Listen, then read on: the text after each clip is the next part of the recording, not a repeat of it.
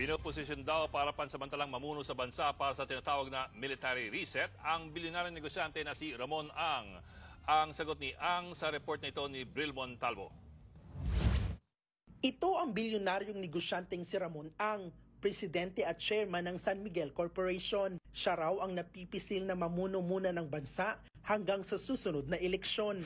Base sa article na inilabas ng politico.com.ph, usap-usapan daw sa grupo ng nagbi-business ang posibilidad na maging consensus caretaker si Ang. Sa gitna iyan ng tumitinding problema ng bansa sa korupsyon.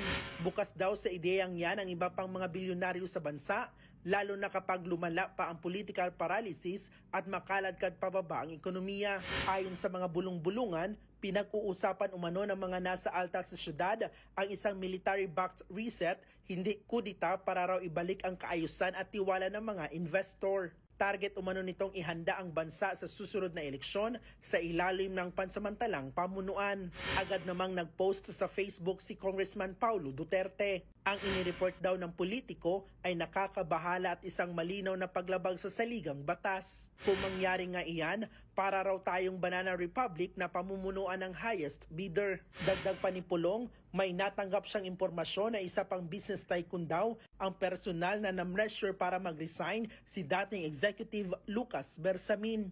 Ito raw ang nagpopondo sa grupo ni AFP Chief Romeo Brawner Jr. Kung totoo raw ang mga impormasyong ito, sabi ni Pulong, iniimpluwensyahan at minamanipula ng mga makapangyarihang negosyante ang ating gobyerno. Ibig sabihin, nakabalik na ang mga oligarch. Kasunod niyan, nag-post din sa Facebook si Ramon Ang. Diretsahan niyang sinabing hindi siya papasok sa politika. Alam daw ni Ang na maraming hinaharap ngayon ang bansa. Naiintindihan niya kung bakit gusto agad itong masolusyonan. Pero ang pagsulong ay hindi lang dapat nakadepende sa iisang tao. Kailangan daw iisang direksyon ang gobyerno, pribadong sektor at ang publiko.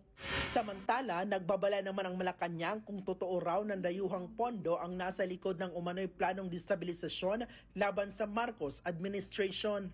May katotohanan at makikita po sa kanilang pag-iimbestiga na foreign funded itong kanilang isinasagawang rally, masasabi po natin ito'y pagtataksil sa bayan. Ayon kay Palace Press Officer Claire Castro, iniimbestigahan na ng AFP at PNP ang issue at hindi raw katanggap-tanggap na pinapakialaman ng ibang bansa ang politika ng Pilipinas. Ang politika natin ay mukhang pinanghihimasukan na ng ibang bansa. So hindi po maganda. Sana hindi po lumalim pa ang itong klase mga aktibidad kung nagpopondo lang naman din po ay ibang bansa.